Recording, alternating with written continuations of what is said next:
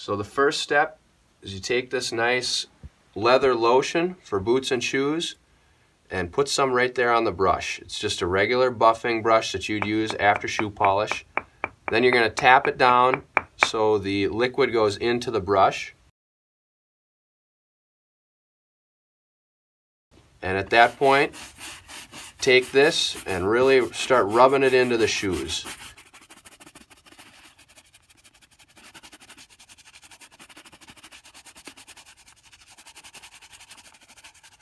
Now if your shoes are as bad as this, then maybe you need a couple applications.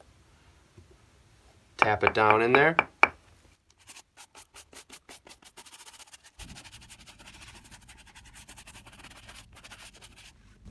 And there's the first one, major difference. We'll do the second one real quick.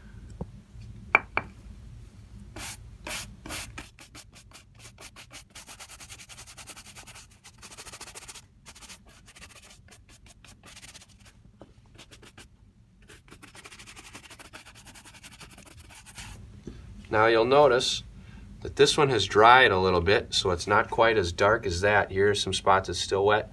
So although it looks like it darkens the shoes to begin with, after it dries, the color returns to the regular color of the shoe.